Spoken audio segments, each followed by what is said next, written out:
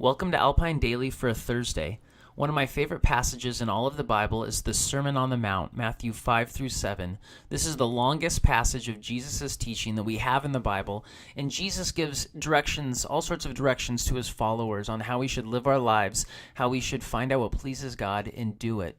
And one of the things that we find in Matthew 5 through 7 in the Sermon on the Mount is what I'm calling the most misunderstood verse in the Bible. The most misunderstood verse in the Bible.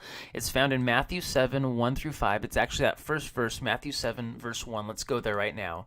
Jesus says, "Do not judge, or you too will be judged." Now, if you've ever had a verse quoted at you, this is probably the most popular verse that anyone has ever told you. I've had atheists tell me this verse. I've had many non-Christians tell me this verse. I've had Christians who are annoyed with me tell me this verse.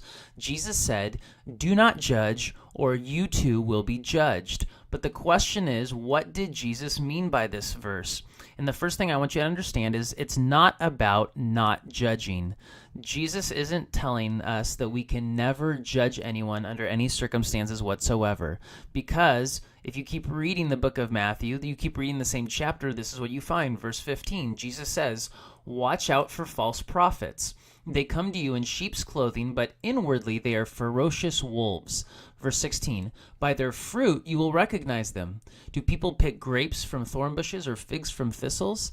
Likewise, every tree bears good fruit, but a bad tree bears bad fruit." What Jesus is saying is you need to watch out for false teachers and you need to watch out for false prophets. How do you do that? You have to judge people. You have to judge teachers. You have to evaluate them, because good teaching isn't going to come from bad teachers and vice versa. And so what Jesus says in Matthew 7 is you have to judge people. So when we go back to verse 1, Jesus isn't telling us that we can never judge anybody. That's not what he's saying.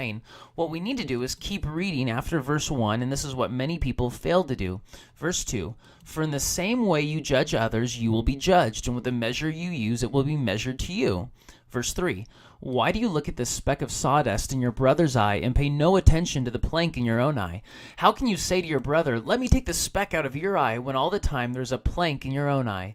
You hypocrite! First take the plank out of your own eye, and then you will see clearly to remove the speck from your brother's eye."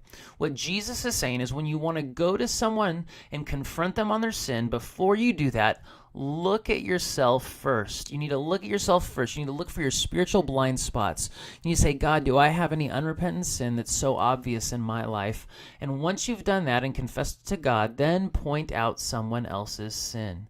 It begins by you looking first at yourself and then pointing out someone else's sin. And so God commands us to make judgment. He tells us to make judgments. When there's people in our lives who aren't following Jesus, Christians who are doing things that are contrary to the Word of God, we have to point them out, but we have to do so in love and in humility. And we have to be aware of our spiritual blind spots. So ask God to reveal some blind spots of sin in your life and no longer fall for the most misunderstood verse in all the Bible.